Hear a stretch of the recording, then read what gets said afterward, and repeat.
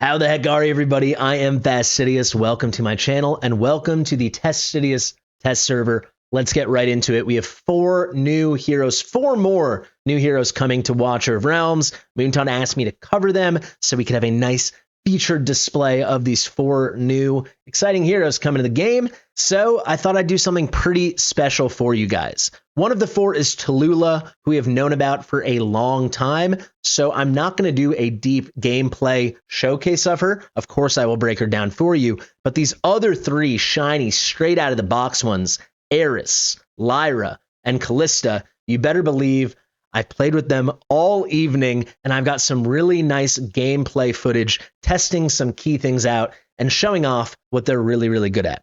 So right down the list, let's begin with Aeris.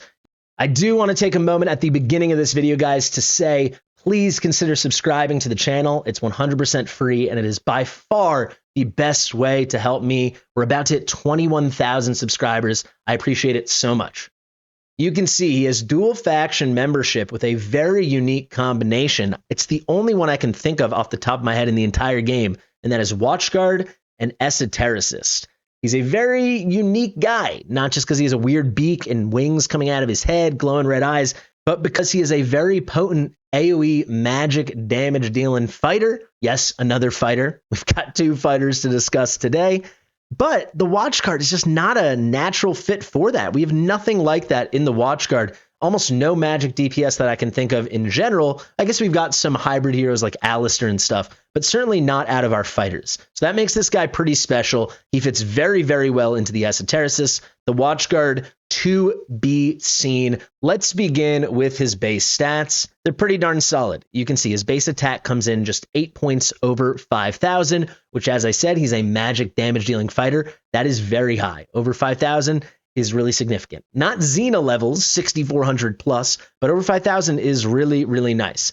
He's got an okay amount of HP. It's solid, but not super special. Nothing like Kagiri or Twyla or Phineas, a hero like that. However, 3,571 defense is through the roof, and 1,348 magic resistance is through the roof. For a fighter, those numbers are incredibly high. So he's got really nice base stats. I think he might be a good candidate for battle power, for BP, for your GVG Demon Soldier affiliation. We'll have to test that out.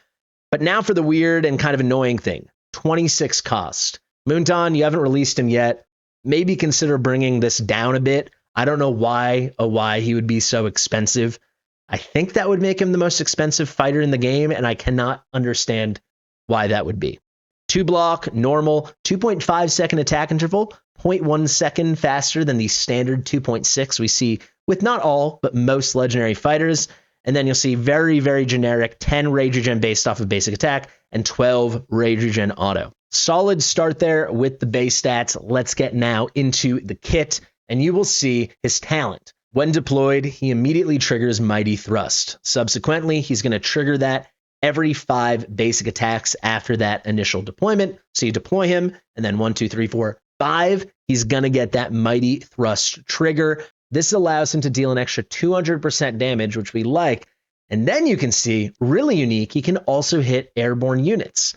However, he's a magic DPS, right? Magic damage, not good against almost any airborne units in this game. They almost all have light armor, which means they are weak to piercing damage.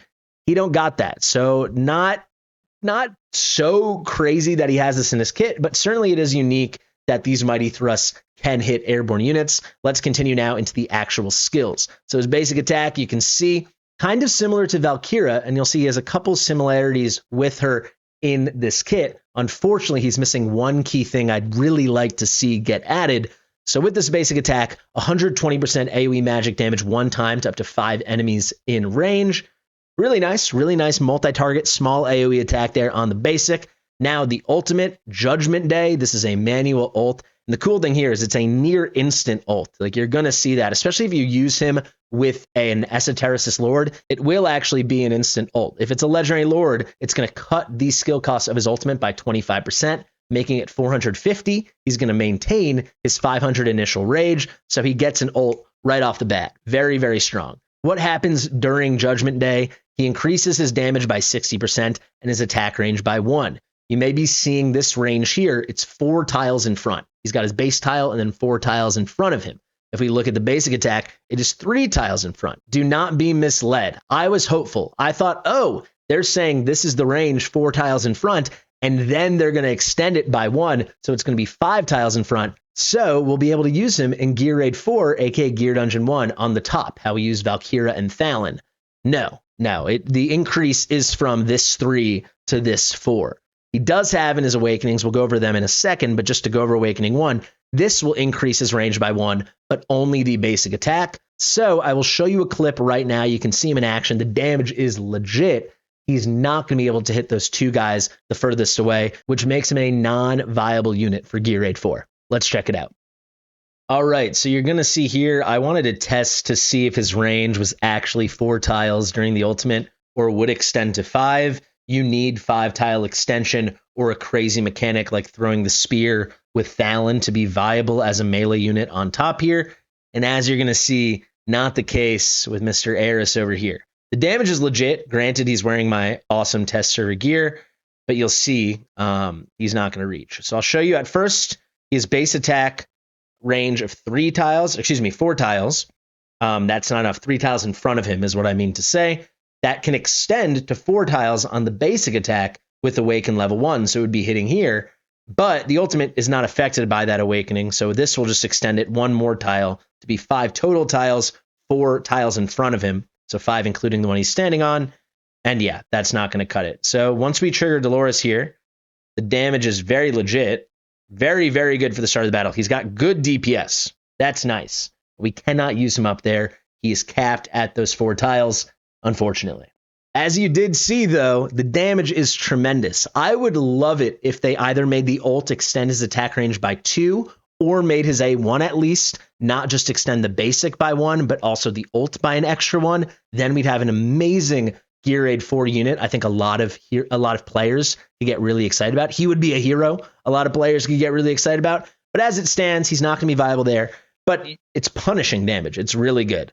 So after that attack range increase and the damage increase, you can see during the ultimate, basic attacks can also target airborne units. So this is something Valkyra can actually do. So I said he had a lot of similarities here. It is not listed in her kit that when she ults, she can hit airborne units, but go ahead, watch, she can. So that's really useful. I'll tell you off the bat, for PvE content, it's just not going to help you. You know where it is going to help you? GVG defense. I think he's going to be really good on a team with like Cyrus. He's got this low cost ult. He's going to get his mighty thrust hitting airborne units. And then he's got this right here. As you saw, the damage is very high. I think he's got a lot of potential in that respect in this PvP kind of stuff. Going to be a really good hero. Now, additionally, during the ultimate, the number of basic attacks required to trigger his talent is going to be reduced by 2. So instead of taking 5 basic attacks to get your mighty thrusts, it will take 3. So 1 in every 3 hits is an extra 200% damage, and he can hit aerial units, though he already could do that as a result of the ultimate. But it's extra damage, it's really good. And then a very interesting thing here, I don't know why they're calling this Golden Trammel, but he's got a slow. They're saying the ultimate's area of effect turns into Golden Trammel.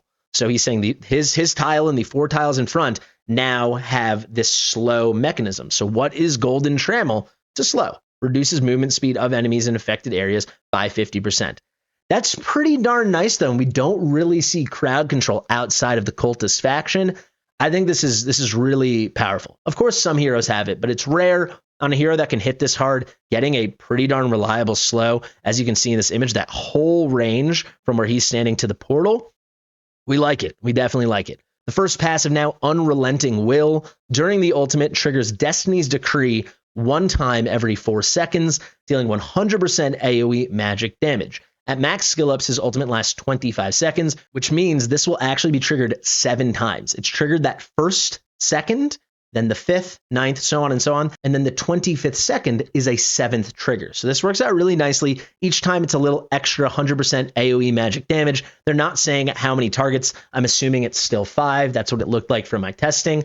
It's nice. I mean, the whole time he's ulting, which is going to happen a lot, especially if you run him with an Esotericist Lord, he's going to put out a ton of damage.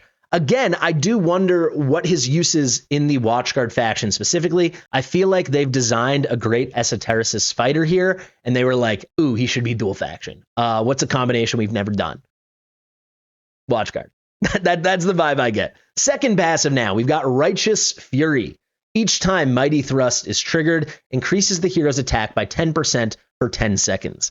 Each time Destiny's Decree is triggered, increases the hero's attack by 10% for 10 seconds. These attack increases can stack. You're going to want to misread this and think it's insanely OP.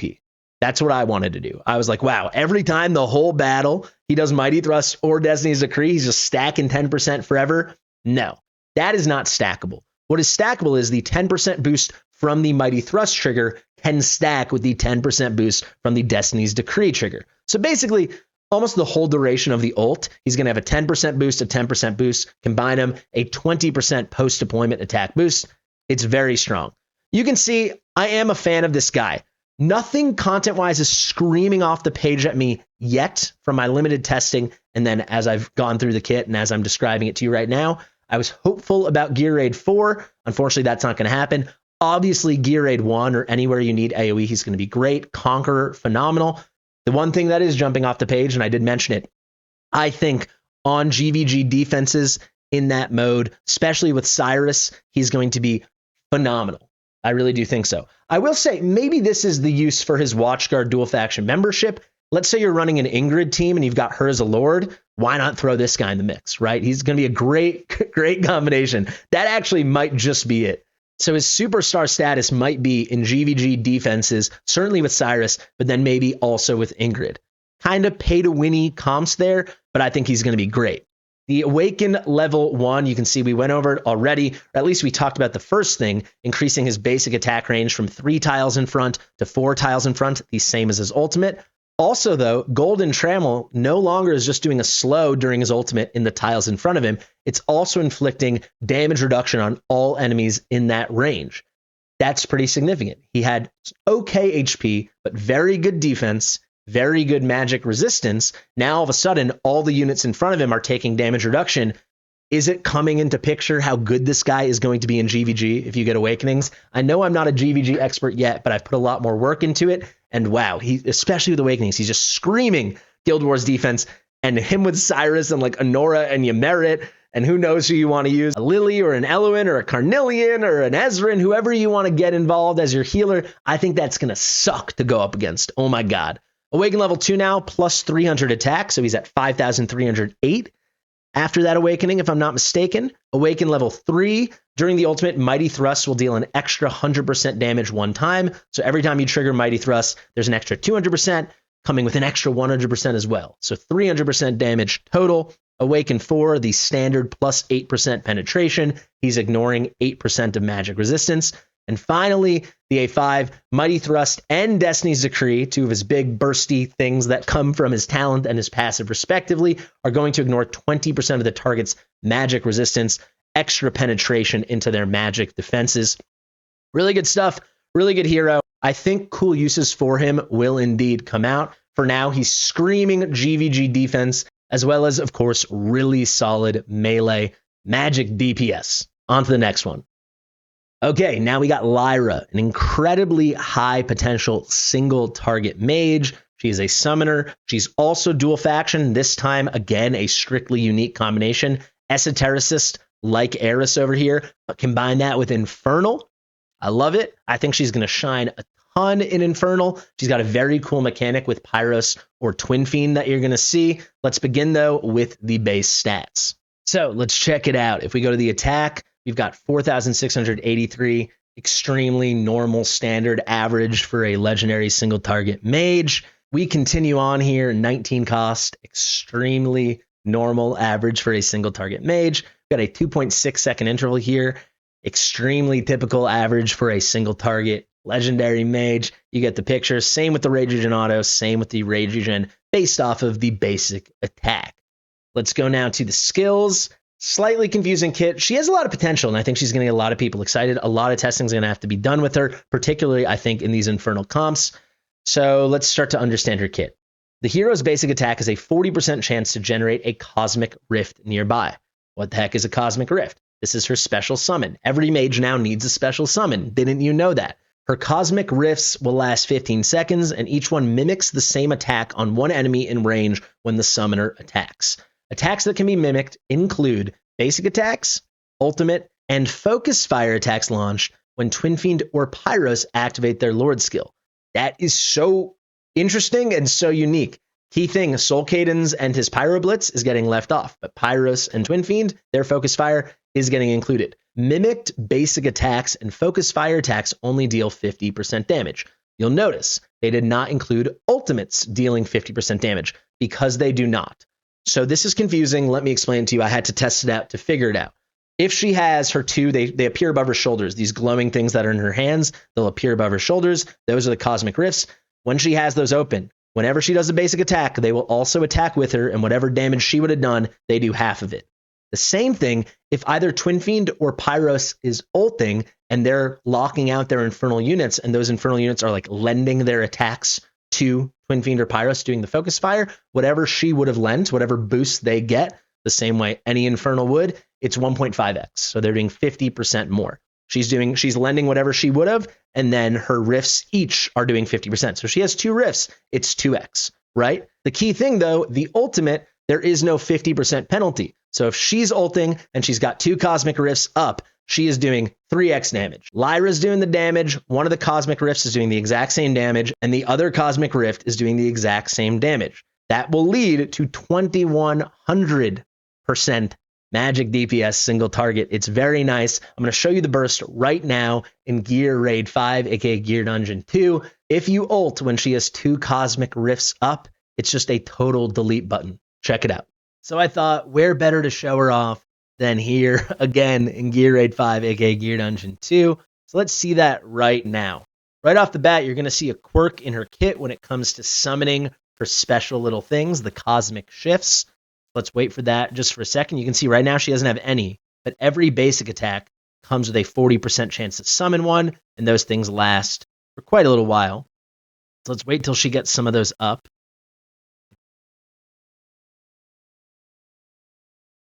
Still none. Crazy unlucky that she has not summoned any yet. There's one. There's 2. Okay. She's got 2 up. You can see these orbs over her shoulders. All right, so now when we ult, she's going to deal the big 700% damage from her ult to the clone here, as well as her 2 cosmic shift summons. And just boom, boom, pop goes that weasel. Crazy stuff out of her. Really, really good. However, there is a downside. Right now, I want her to be attacking over here. If ever we don't kill them fast enough on the bottom, for some reason, it's like these guys are clipping into her range, and her summons are getting distracted, which obviously is not good, not what we want. But overall, you can see the burst is very significant. Unfortunately, she has that single target mage range of the 3x3 square with one on top, as you can see here. So she's not going to be so functional for this spot, like the hex spot on top. That's why we were bringing Xena. But she's very good single target damage, which does synergize really well. I should say fairly well in the Esotericist faction, but her dual faction membership in Infernal is very cool and makes her very strong against bosses.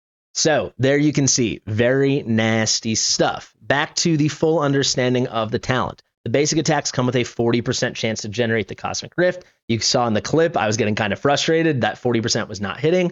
But in general, every 5 basic attacks or so, she should get 2 up, and they do last for 15 seconds. She can maintain 2 at once. We discussed that.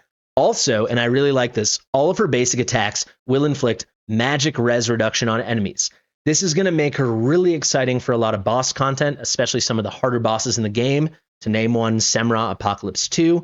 All of her basic attacks do this, and she now ties Ajax, aka Ajax, for the strongest magic resistance break in the game at 30%. And she is landing that for 8 seconds on every single basic attack. So 100% uptime. This is a crazy magic resistance shred, very unique, and instantly should make her at least just off meta for a ton of stuff, if not creeping her way into some new definitive meta. Let's go to the skills now. Basic attacks, very standard, 120% magic damage to one enemy. The ultimate, the most simple ult we've had on a new hero in forever. Summons a meteor to deal 700% damage to one enemy in range. That is it. It lasts just 3 seconds, which is notable because it's a singular burst, 700% damage, aka 2100% if you have 2 cosmic rifts up over her shoulders. And then after those 3 seconds, she's done. She starts building rage again. So she actually can cycle this fairly quickly. It's going to be really nice against bosses. It really is. You saw how easily it deleted that Volca clone. It's going to be really consistent and really potent, especially if you time it out with the existence of her Rift summons when you use it against bosses. The first passive now, Rift Resonance. When the ultimate's meteor hits, if at least one cosmic rift exists, increase the hero's attack by 25% for 10 seconds. So you saw when we had that big hit, we had this extra boost of a post-deployment surge by 25% of her attack. If 2 exists, she's also going to dispel 1 buff from the target. So now she has become the 3rd buff dispeller in the game, joining Lucius and Kagiri. This is really nice. You're going to have to time it out. If you want to get that dispel, you got to make sure she has 2 rifts up, but you're going to want to do that anyway, because that's when the huge damage comes. This should be fairly reliable. If you're patient and you time it out, you should be able to do like what you do with Lucius. It won't be automatic, mindless like with Kagiri. You'll still have to pay attention, do the manual ult, and check that the 2 cosmic rifts are there. But she obviously has a ton of potential in Apocalypse 2. Well, in both Apocalypses, but just in general, she's going to be great in Titanic Ruins against Semra. Now the final passive, Celestial Confluence. After the hero and Cosmic Rift deal damage to the same enemy 15 times, increases the hero's damage by 15%, stacking up to 3 times. This bonus disappears when attacking a different enemy. Again, she will be really good against bosses because the bonus will never disappear because she will never be attacking a different enemy. There's only the one enemy there. So after 45 hits, if you build her at a 1.5 second attack interval or something, that's going to be what? After 67.5 seconds, so nearly a minute and 10 seconds, she's going to be locked and loaded with 45 instances of damage, aka 3 full stacks of 15% damage. So that's a 45% damage increase that will continue for the rest of the battle against a boss. She's got a ton of potential. She really does, and I think she's really, really cool. Let's go to the Awakenings now, and you can see at Awaken 1, using Starfall Strike extends the duration of all Cosmic Rifts by 8 seconds. This is her manual ult. They normally last 15 seconds. Now they're lasting 23. It's good. There is just RNG. When does she get the rifts up? And then they expire. How quickly does she get them back up? So in general, this is a win because it's just keeping the uptime longer. But the cycling and the paying attention is still always going to be there, which is slightly frustrating. But hey, if you want to use her right, you got to use her well. The Awaken 2 plus 300 attacks. So that gets her towards 5,000 over 4,900. Pretty good. The A3, when Celestial Confluence, that's the passive we just discussed, reaches full stacks, the damage dealt by the Cosmic Rift's mimicked basic attacks increases to 100% of the hero's basic attack damage. This is really nice. No longer is the mimic damage from each rift of her basics cut by 50%. It is now the full thing. So essentially, once you max out this passive and you have her A3, every basic attack is doing 3x damage. The Awaken 4, the standard 8% penetration. For her, it's ignoring 8% of the magic resistance. And finally, A5, Starfall Strike now ignores 70% of the magic resistance.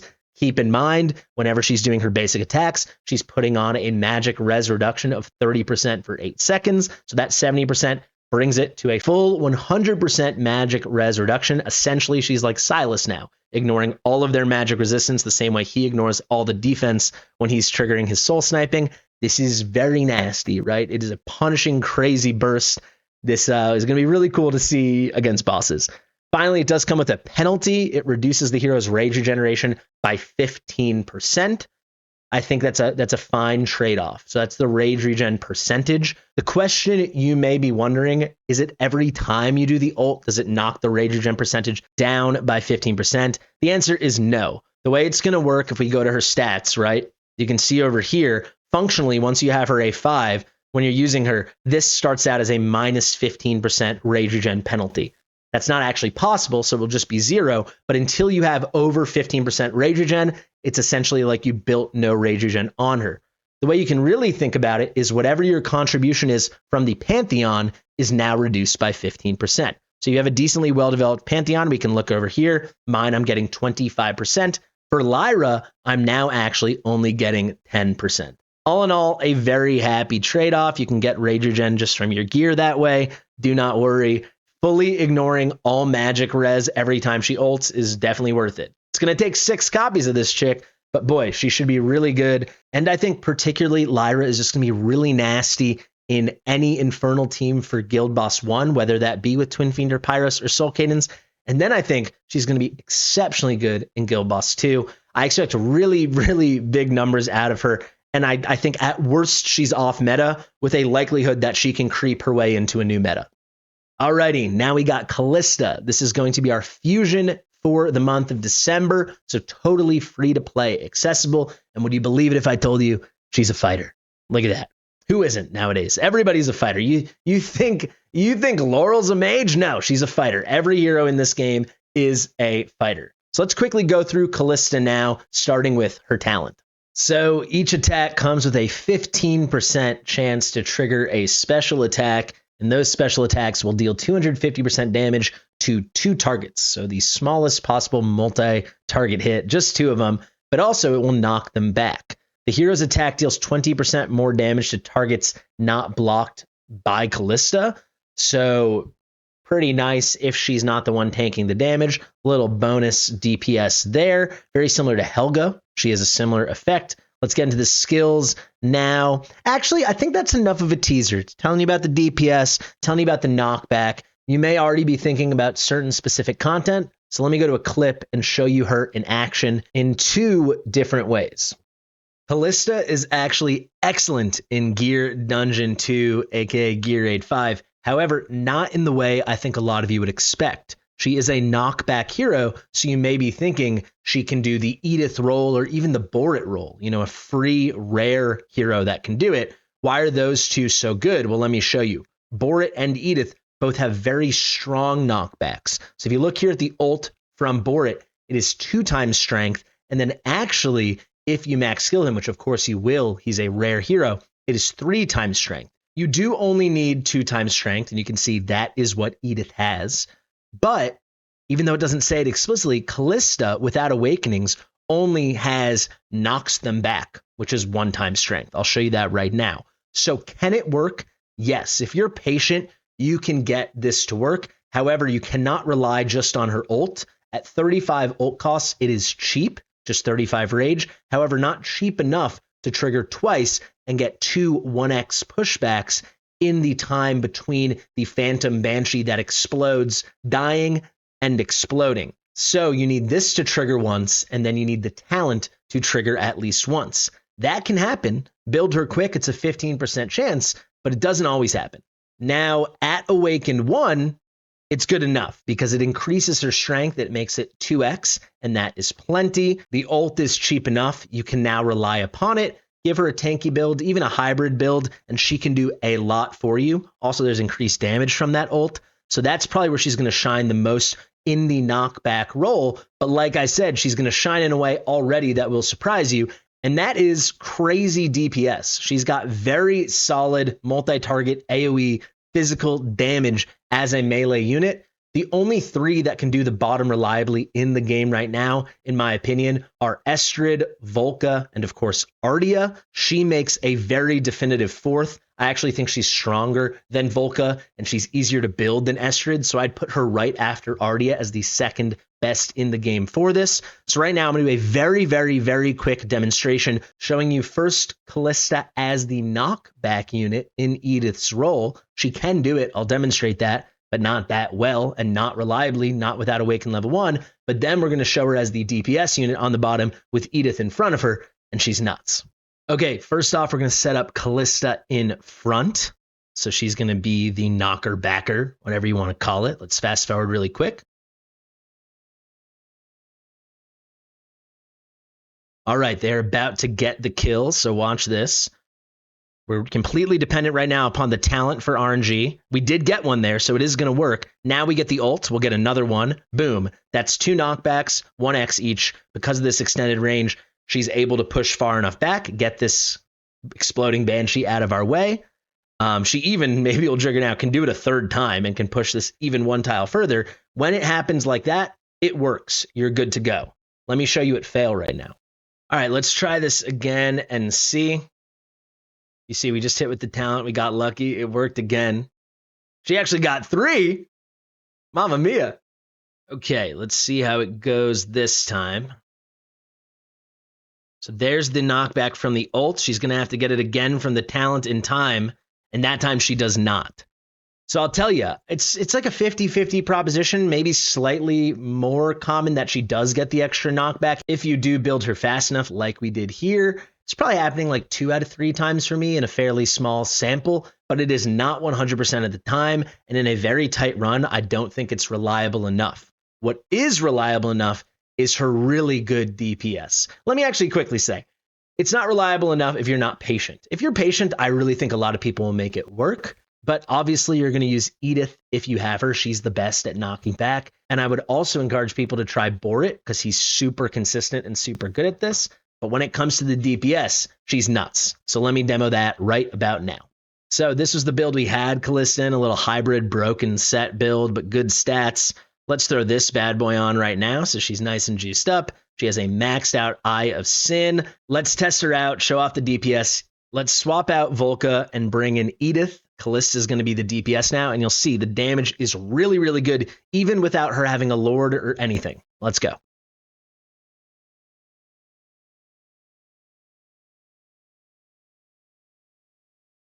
All right, first moment here, you're going to see on the ult, she's hitting for like 120, 130K. The basics are hitting for 54K. She can also always trigger that talent. That's 127K. This is really high damage, guys, especially since all of these would be 5 target hitters, right? Really solid. Here's another ult. Boom, 148K. Now you can see time to push back. Edith, it's a manual. It's 2x. It's easy. Perfect. We even got an extra bonus push from Calista, so she can assist in that way. But I do think her best role is back here as the DPS. Let's fast forward a little bit more, and you can see her take out 5 units at once. All right, not caring about the rest of the battle, we're just going to zoom in here. You can see when she hits these normal hits, we're going for 60, 70K now.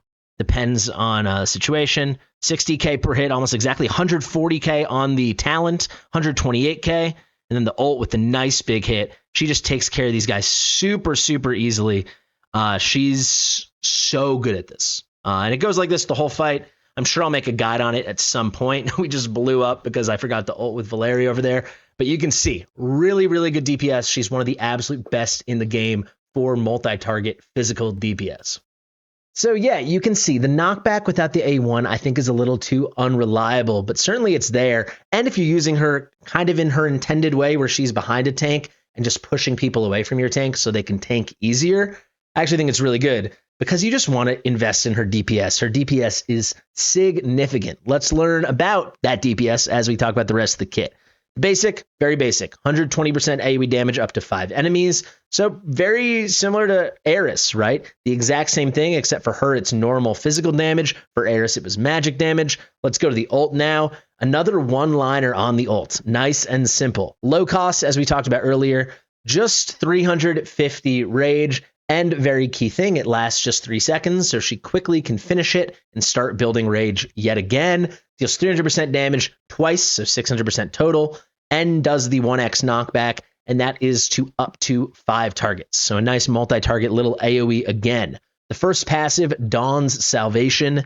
Each target knocked back increases the damage by 5%, stacking up to 5 times and lasting 10 seconds. These stacks reset the timer every time you get another stack up. So what I'm saying is, as long as you get a knockback once every 10 seconds, you can keep refreshing all 5 stacks. So if she's pretty quick and you're not horribly screwed on the RNG, I shouldn't say horribly screwed. You're not guaranteed anything with a 15% chance, but it also counts the knockback from the ultimate. So a lot of times you'll be able to maintain decent uptime on 5 full stacks, which is a 25% damage boost. That's how you're able to see like really, really big DPS out of her. When at full stacks, also, it's going to increase the chance of triggering the talent by 5%. So that's more opportunities to get knockbacks and keep refreshing all of those stacks.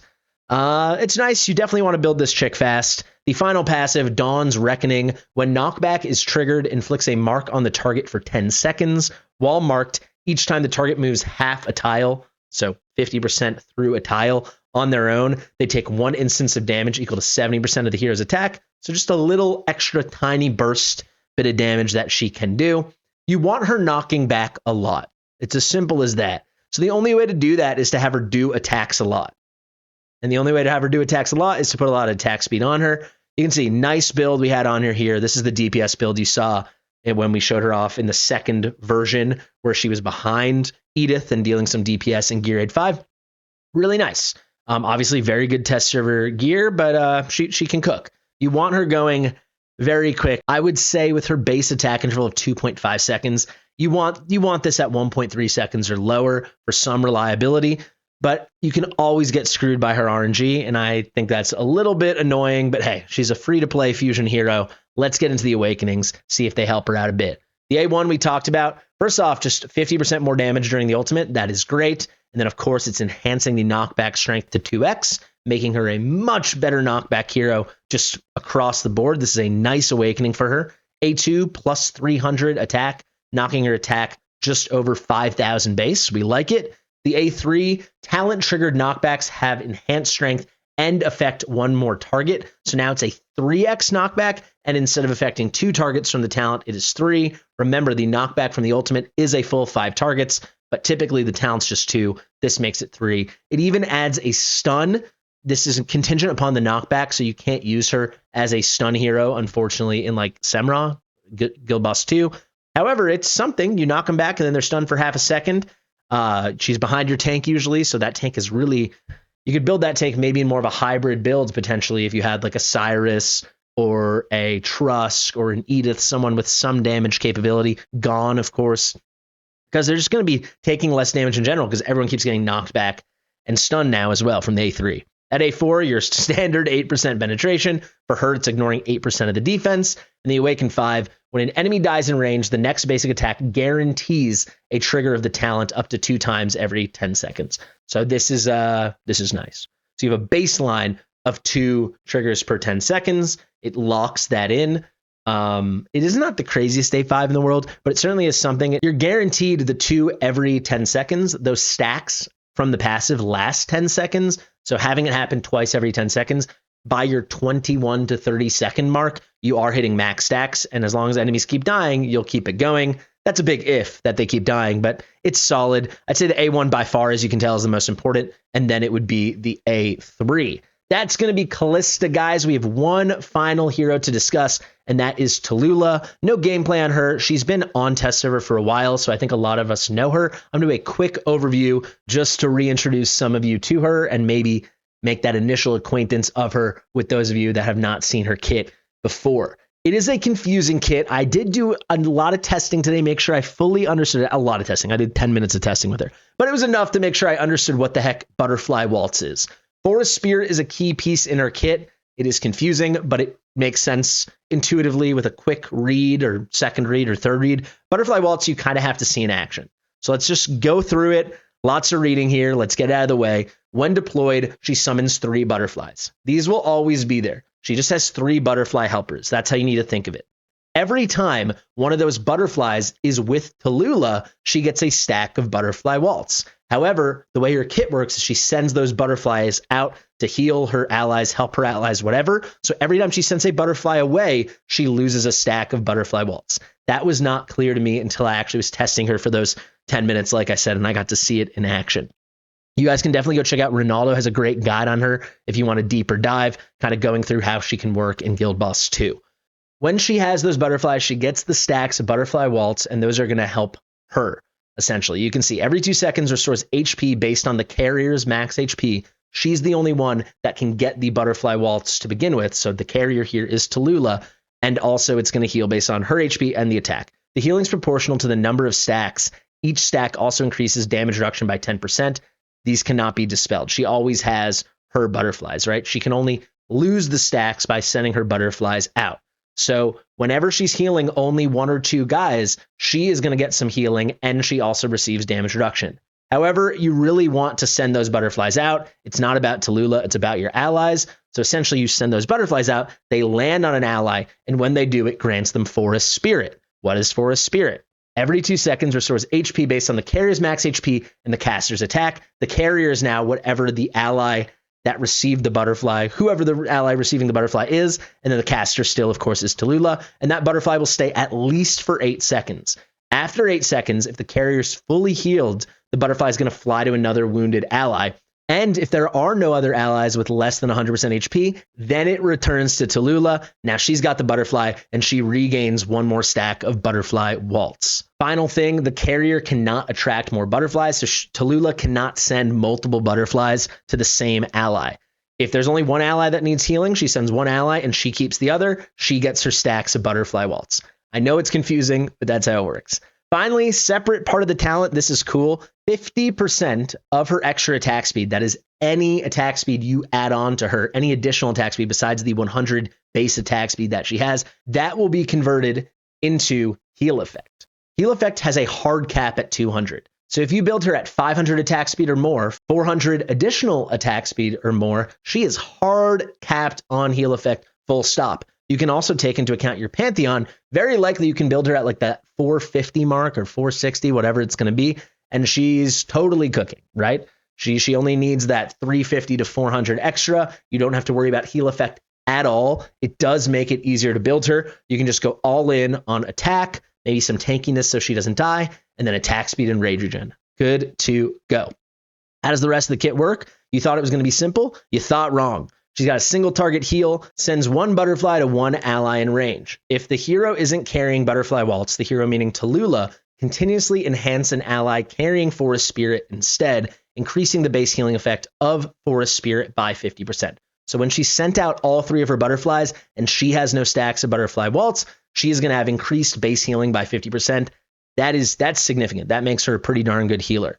The ultimate now, Enchanted Ritual. This girl is a novel. 800 rage cost, 500 initial rage. This thing lasts 15 seconds. Talula channels a ritual and instantly sends one butterfly to each of up to 3 allies in range. It needs to be 3 allies that are not fully healed, that are not at 100% health.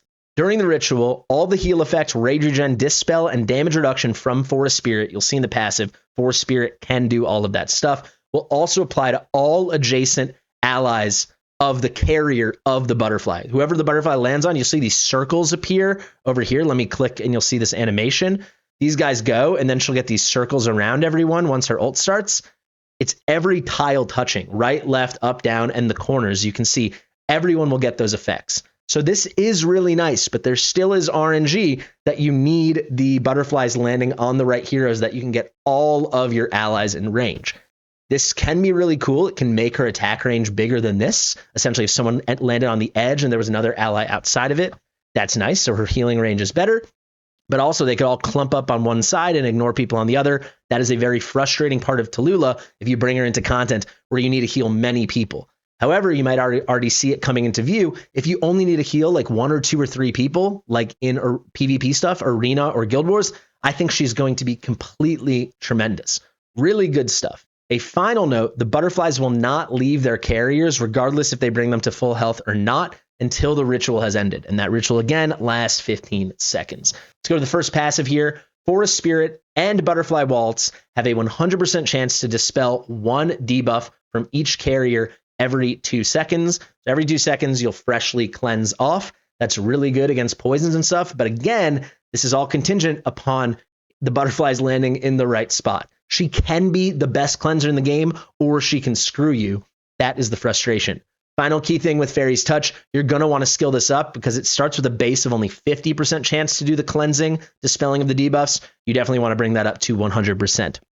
Finally, this is the most powerful part of her kit, in my opinion, and I'll explain how I think she should be used. Woodland Blessing, Forest Spirit, so when a butterfly lands on someone else, another ally is not held by Talula, it's going to grant the carrier physical damage reduction, magic damage reduction, and rage regeneration. So that physical damage reduction is 30%. The magic damage reduction is 30%. So all damage coming into the carrier is going to be reduced by 30%. And then finally, the carrier is getting 1% rage per second. That is really, really strong, right? That's similar to Elwyn, who does 3% rage every 3 seconds for everyone. However, this is only on the carrier. You can't control who it goes to unless someone's taking damage a lot and no one else is. Again, comps where only 1 unit's being targeted, really good in PvP. Of course, it can be extended during the ultimate with the ritual to all adjacent tiles, but in a lot of content where this sounds super OP, I'm thinking Guild Boss 2 or something, it's not going to work exactly as you think. It just takes 1 butterfly landing in the wrong spot or 1 moment of them all clustering, ignoring some heroes. You miss your cleanses. GG's in the chat, right? However, if it's GVG or if it's arena, if you're doing PvP content, usually only 1, 2, max 3 units are taking damage to begin with. A lot of times just 1. That's crazy. That's really powerful because not only are you essentially guaranteeing the butterfly keeps going to the same unit and keeps getting Forest Spirit, Talula almost certainly is keeping at least 1 or 2 butterflies for herself, meaning she's getting these stacks of butterfly waltz, meaning she's getting all the damage reductions, she's keeping herself nice and healed, and she can focus on that unit in the front that needs a ton of damage reductions, that needs a ton of rage, that needs a ton of healing. I hope this makes sense. Talula has a ton of potential in the right content, but the idea that she's just going to replace Eluin in all content is lunacy, complete lunacy. I do predict, though, she's going to be excellent in PvP. I don't see how she couldn't be. The faction's a little weird for certain PvP stuff, maybe, as a piercer, but aside from that, I think she could be a total star, like really, really high end. Let's go to the Awakenings now. At A1, when a butterfly lands on an ally, the ally restores instantly 50% of their HP. Currently, the only healing she has without Awakenings is just these continuous heals that happen. So a nice little actual instance of healing, 15% of the ally's HP is nice. A2, heal effect plus 8. This is trash. This is like the worst A2 ever. Because a good build on her with enough attack speed, you will have her hard capped at heal effect. Does not matter. You can ignore the stat altogether. This is a terrible A2. The A3, best Awakening in our kit by a mile. That Woodland's Blessing rage regen that comes from this passive, the Woodland's Blessing passive, is now doubled. Instead of 1% per second, it's 2% per second. So imagine you've got a pesky broke here in GVG. That butterfly's on it all the time, constantly giving him 1% rage per second. Now make it 2% rage per second. That broke here is going to be ulting and shielding and freezing himself constantly. It's a huge nightmare. It is so annoying. And also keep in mind, she will trigger that ult Talula, and then everyone around broke here is going to get the same effects, right? They're going to get the rage regen. They're going to get the damage reductions. She's going to be so nasty in GVG and PvP as well. She's going to be super duper good.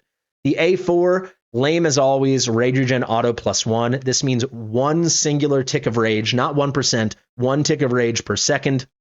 I don't like it. She's got 800 skill costs. That's 1/800th per second. It's not very good. 1/8 of a percentage, if that helps you picture it, per second. I don't like it. Then the A5, when a butterfly returns to the hero, restores 50% rage. This is so strong because you want her ulting a lot, especially in that content where you can control who is receiving the butterflies when there's only a few people taking damage. Every time they return, it's coming back. You're getting 1/16th, right? 50 rage, 1/16th of her ult. You want her ulting because that ritual makes all adjacent heroes get the damage reductions, get the extra healing, get the rage regen, get the cleansing. That is super, super good. I think an A3 Talula is going to be a nightmare in PvP. Guys, that is everything. I know this was a very long video, but there's a lot of brand new heroes with complicated kits we had to discuss. And yeah, Moonton reached out and I was like, yeah, I'm going to show some actual gameplay. Let's get into the nitty gritty. Ignore this gear. This is not the gear I had on Aeris. Let's go to a nicer build. There we go. Beautiful gear on Lyra. Thank you guys so much for watching. I have been Fastidious. Let me know in the comments which of these 4 heroes you are most excited about. Make sure you are subscribed to the channel. Click the all notifications button. Share it with your mother, and I'll see you real soon. Bye.